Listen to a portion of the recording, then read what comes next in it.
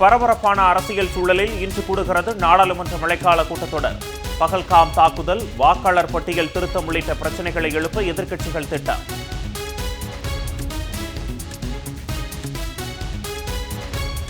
தொல்லியல் துறையின் 982 பக்க கீழடி அகழாய்வு அறிக்கையை வெளியிடுவதில் தாமதம் ஏன்?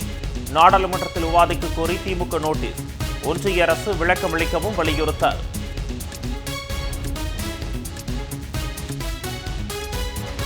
சென்னை கொளத்தூரில் கல்லூரி மாணாக்கர்கள் 762 பேருக்கு கல்வி கட்டணம் உள்ளிட்ட நலத்திட்ட உதவிகள் இன்று வழங்குகிறார் முதலமைச்சர் மு க ஸ்டாலின்.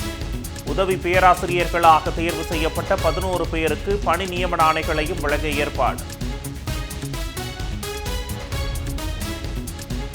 சென்னை மற்றும் புறநகர் பகுதிகளில் விடிய விடிய மிதமான மழை. கோவை, நீலகிரி, தேனி மற்றும் தென்காசியில் இன்று கனமழை பெய்யக்கூடும் என வானிலை மையம் தகவல்.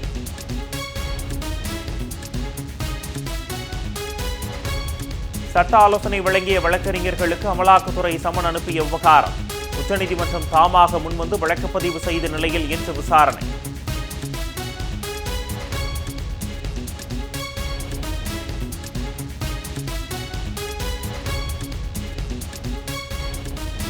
குற்றாலத்தில் தொடங்கியது சாரல் விழா.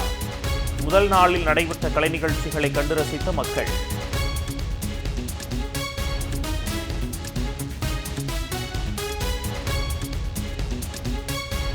நீலகிரி மாவட்டத்தில் படுகர் இன மக்களின் திருவிழா கோலாகலம். 14 கிராம மக்கள் ஒன்றிணைந்து கொண்டாட்டம்.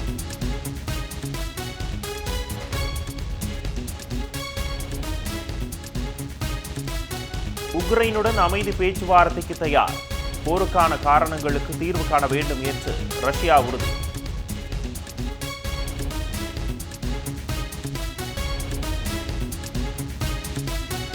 ஜார்ஜியாவில் மகளிர் செஸ் உலகக்கோப்பை தொடர் விறுவிறுப்பு. இந்தியாவின் முதல் நிலை வீராங்கனை குனேரு ஹம்பி அரையிறுதிக்கு முன்னேற்றம்.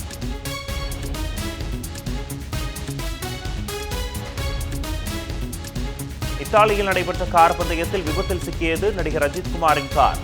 பழுதாகி நின்றிருந்த கார் மீது மோதி விபத்து. காயமின்றி தப்பினார் அஜித்.